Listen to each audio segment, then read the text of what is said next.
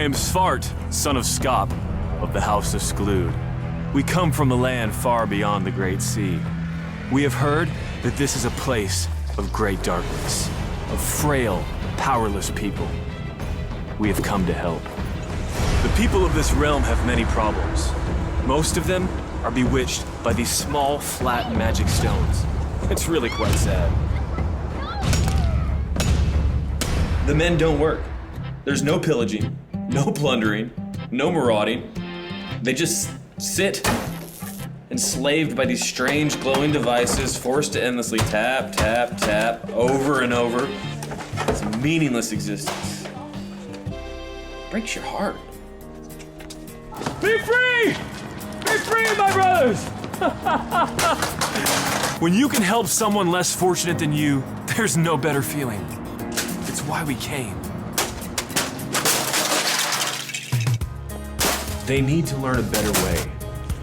Our way. They need help with things that just seem so basic to us. These poor, wretched urchins are starving. Act like you like it, don't embarrass them. This is what passes for a meal here. This, a meal. We can help. What is that? Seal blubber. She's moved to tears. You see how great the meat is here? Delicious. Look at this guy. So cute, but so weak. He should be able to take down a full-grown whale by now. We do this thing called VBS. It's been a huge success. The kids love Viking Battle School. Look at these rags. These people are truly destitute. How will this in battle ever stop a halberd from spilling their innards? That's why we've handed out over 100 Brynja. Just look at them. They've never seen such nice clothing. We've accomplished so much in just a few days. We helped someone who couldn't get his horseless cart to go. We've taught them better ways to use their unusually small fields. And as on most of these trips, lots of painting. These guys literally have no idea how to discourage their enemies from attacking. This has been an amazing trip, and look how happy they are. They just love us so much. And just because we are vastly superior to them in every possible way, doesn't mean that we haven't gotten as much as we've given. When we can bless them with the simple things that we take for granted, it makes you feel good. Wow. Thanks for the catapult. Hey, glad to see you again. I'm Nick. Today's lesson is about the significance of God to our lives. God made each of us important. So what should we do as a result? Hope you're ready. First up, we have our game. We're playing Bible anagrams. Ready to unscramble these words? Let's go.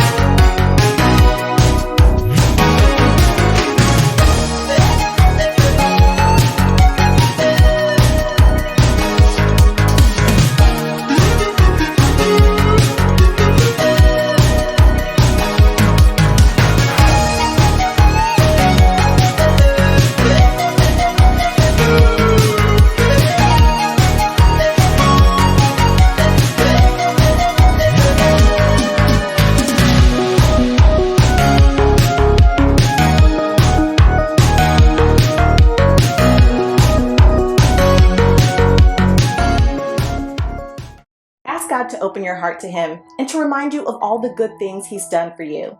As we close this series, it's important to thank God for the significance and identity in Him gives us. Hey there, Destiny Church. I hope that you're ready to praise the Lord today wherever you are. Let's stand up if you can. We're going to start off with an upbeat song. So let's raise our voice. Let's clap our hands to the King. Come on. When night has fallen and fear is calming, still you're calling me. When faith is lost, my hope exhausted, you will be my strength. When my mind says I'm not good enough, God, you're enough for me. Yeah, I've decided I'm not giving up. You won't give up on me. You won't give up on me. Your love is holding on, it won't let go. I feel it breaking out like an echo. Your love is holding on, it won't let it go. I feel it breaking out like an echo, echo in my soul.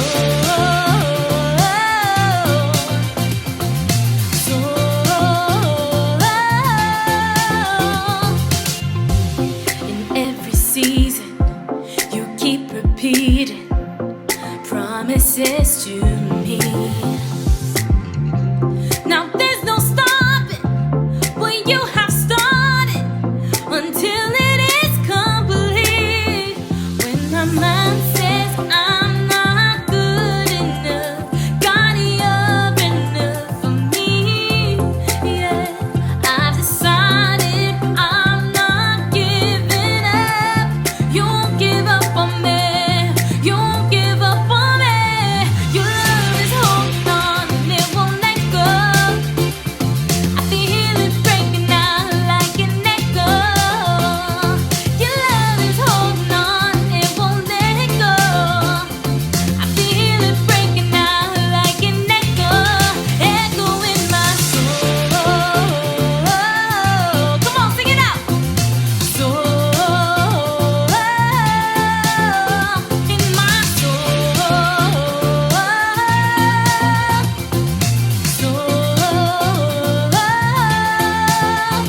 When my mind says I'm not good enough, God, you're enough for me.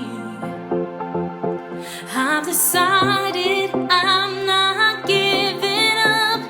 You won't give up on me.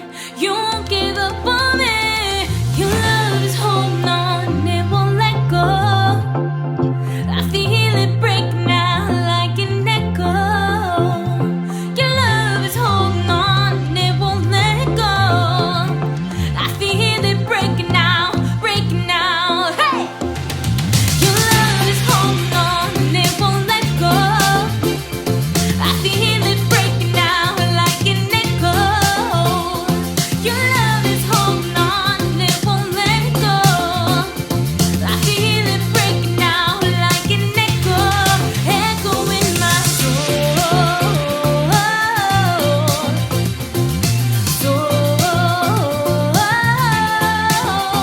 In my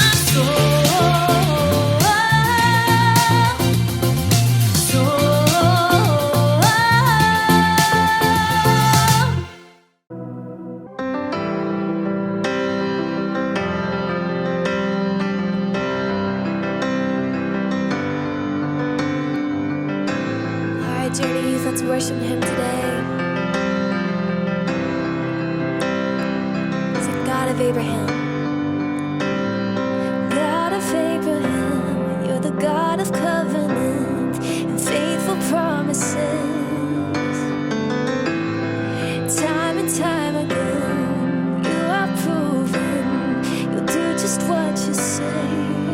Though the storms may come and the winds may blow, I'll remain steadfast and let my heart learn when you speak a word, it will come to pass. 'Cause great is your faithfulness.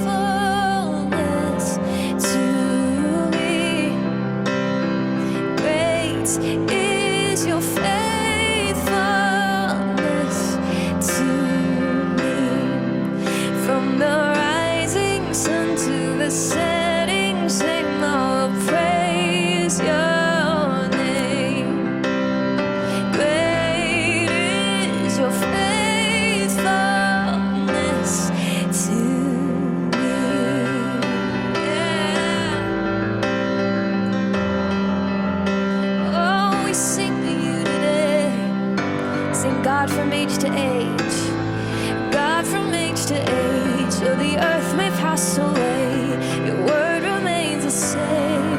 Yeah. Your history can prove there's nothing you can't do. You're faithful and true. Though the storms may come and the winds may blow, I'll remain steadfast and let my heart learn when you speak a word, it will come to pass. And great, great is your faithfulness to me. Great is your faithfulness to me. From the rising sun to the setting same, I will praise your name. Great is your faithfulness to me. Let's sing that again. Oh, great is your faithfulness to me. Great is your faithfulness to me. From the rising sun to the setting same, I will praise your name. Great is your faithfulness to me.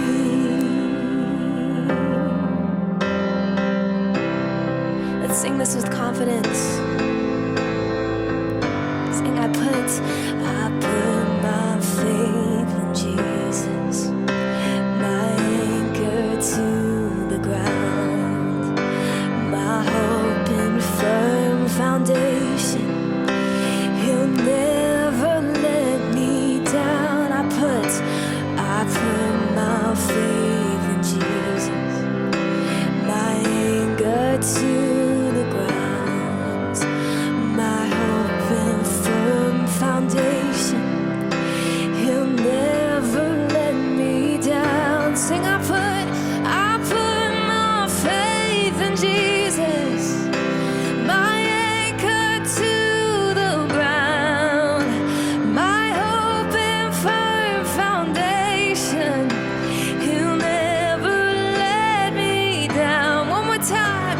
I put my faith in Jesus, my anchor to the ground, my hope and firm foundation. He'll never let me down. He'll never let me down. Sing that again. He'll never let me down. He'll never let me down. He'll never let me down. Sing, great, great is your faithfulness to me. Great is your faithfulness to me. From the rising sun to the setting same, I will praise your name. From the rising sun to the setting same, I will praise your name. From the rising sun to the setting same, I will praise your name. For great, great is your faithfulness to me. One more time. Great is your faithfulness to me. Great is your faithfulness to me. From the rising sun to the setting same, we will praise your name.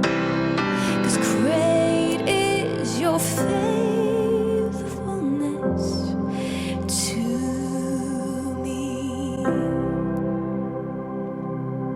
Journey Youth. It's time for Easter Online.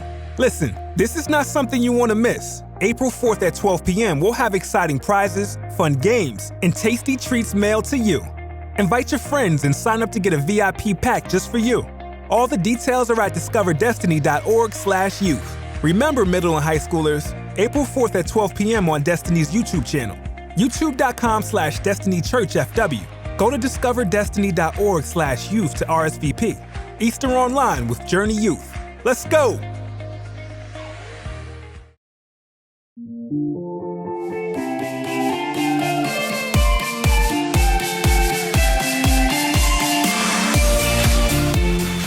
What's up, everybody? I'm Tyler, and I'm not gonna mess around here. I'm just gonna jump into it. How does the idea of talking about dating sound to you? Now, I guess it probably depends, doesn't it? It depends on who you're talking about dating with. Like, talking about your crush with your friends, not that big of a deal. It's like, who do you like? I'm not gonna tell you. Like, that's no problem. Talking or writing about dating in your journal doesn't seem too risky. Like, you can't see that. Now, but talking to your parents or your group leader here at church, whoa, pause, what? Now, to some of you, that right there, that might sound super awkward. Or honestly, maybe for you, it doesn't seem that awkward. It's no big deal, in which case, very good. But here's my point. But really, no matter how you feel about it, I think talking about dating, sex, sexual desires, and all the stuff that comes with it is too important to just skip over. I know that not everyone is allowed to date yet, and I know that not everyone wants to date yet, but I think it's important to have conversations like this one here at church because I want the best for you in all things, including dating. And I also know that what's best for you when it comes to dating can be really difficult to figure out. We see movies, TV shows, and influencer couples that give us these like too good to be true images of dating and relationships all the time. But here's the thing, dating and relationships aren't always picture perfect. You actually might have experienced this in your own relationships, or you just noticed it in the adult relationships around you. They can be like awkward or frustrating or disappointing, confusing, messy, or just weird. The truth is that relationships can be less than perfect sometimes. I'd guess you could probably talk to almost any adult or older teenager in your life who has their own less than perfect dating story. And that's because dating just has the potential to be awkward. But knowing that, many of us still probably have an idea of what we hope a dating relationship might be like. Maybe right now we feel like we're ready to date, but we aren't allowed yet. Or maybe dating is all our friends seem to be talking about, but we just don't really care that much. Maybe we want to date somebody, but no one has seemed to notice us yet. Or maybe we've just started dating for the first time. When we think about dating, we tend to focus a lot on what we want the relationship to look like. We think about who we want to date, what we want the relationship to be like, and all the kind of stuff that we would want to do together. And while all of that stuff is definitely important to consider, I think when it comes to talking about dating and relationships, we often forget to ask what we should be focusing on before we even start dating. It's important because this answer impacts what dating looks like for us and even who we choose to date. Look, if you're even thinking, this is deep and all, but I'm not even trying to date right now, I get it. But it's an important question for us to ask because I think we're laying the foundation for our future relationships right now. So even if you're not dating or not interested in dating right now, understanding what we should be thinking about when it comes to relationships and dating is important. So when it comes to dating relationships, where do we look for help? How can we make sure we're focusing on the right things when it comes to dating both now and in the future? Well, there's actually some pretty old advice that might be helpful for us today. A couple thousand years ago, a guy named Paul wrote a letter to the Christians in a town called Corinth. Now, Paul was a guy whose life had been completely changed by Jesus. After encountering him, Paul started sharing the message of Jesus with people all over the world. And one of the places Paul went to spread this message was Corinth. After he'd spent time in the city, Paul wrote the people there a message to remind them of what God says is best for them. In this first letter to the Corinthians, Paul included a couple of sentences that can help us here and now. In fact, I think it's exactly the kind of stuff we should think about when it comes to dating and relationships. Check this out. Love is patient and kind. Love is not jealous or boastful or proud or rude. It does not demand its own way. It is not irritable, and it keeps no record of being wronged. It does not rejoice about injustice, but rejoices whenever the truth wins out. Love never gives up, never loses faith, is always hopeful, and endures through every circumstance. So here, Paul listed what God says love actually looks like. Patient, kind, faithful, hopeful, lasting. When we think of that kind of love, isn't it exactly what we want other people to give us? I mean, honestly, don't we usually think about the type of love Paul mentioned as being about the other person in the relationship? Like, we want them to be patient. We'd like them to be kind. We hope they're faithful. But when we read a list like this, we usually see it as a long list of the things we want to find in the person we're dating. And to be clear, that's not bad at all. God does want us to have this kind of love in all of our relationships. He wants us to look for these types of characteristics in other people when it comes to everything from friendships to dating. But we shouldn't just look for them in other people. Instead of focusing on finding all this great stuff in other people, we need to stop and look at ourselves. We need to consider if we're that kind of person as well. Becoming the person God made us to be is so important. And a huge part of that is allowing God to develop all the characteristics on Paul's list in ourselves. What Paul wrote about 2,000 years ago is still what our lives and our love should be made of today. No matter if you choose to date or not, one step you can take toward becoming the person God created you to be is to practice sexual integrity. Basically, that means choosing to respond to the sexual things we feel, think, and desire in a way that respects ourselves, others, and God. Dating may be a very real way for you to learn to live out the important characteristics Paul wrote about. But you don't have to wait until you start dating to practice sexual integrity or to learn to live out these important characteristics. In fact, we actually need to put these characteristics into practice before we even think about dating someone else. Think about it like this. Focus on becoming love before looking for love. So, I don't know where you are with all this dating stuff. Maybe you're already dating, or you're not allowed to date. Maybe you're waiting to date someone, or you're just not ready, you're interested at all. Now, that's all okay. Wherever you are, you have the opportunity right now to live out the characteristics of love that Paul wrote about in his letter to the Corinthians.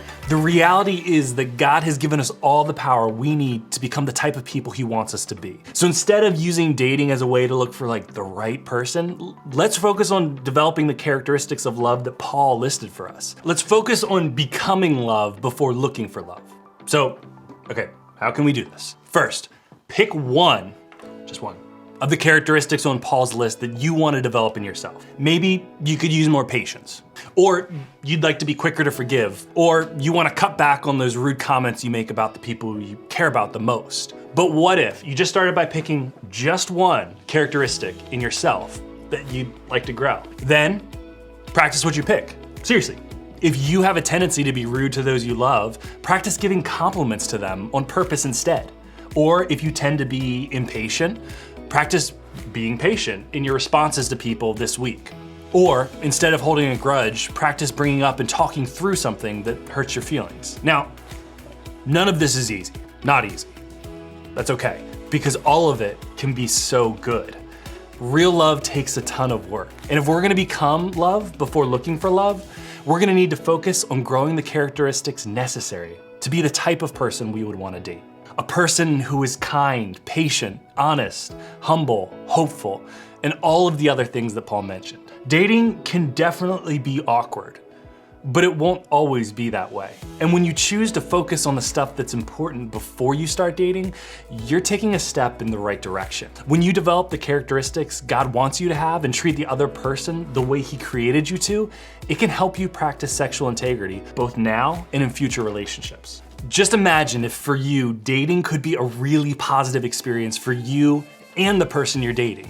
Even if you're not dating yet, what if focusing on becoming the loving person God created you to be could set you up for a better dating life if and when that day comes? Imagine if choosing to focus on becoming love before looking for love sets you up to have the best dating life possible. I know it might feel early to talk about dating for some of you, but it's never too early to become the person that God created you to be. That's why we've spent the last 4 weeks talking about sex and sexual desires here at church. And even though those topics can be awkward to talk about, I really believe they are important conversations we need to have, especially in middle school. And we don't want the conversation just to stop here. That's why you have your group leader and your group. Today, I want you to keep the conversation about dating going with your group. If nothing else, you can encourage each other to build characteristics that help you grow in love with each other. I think that's a pretty cool place to start.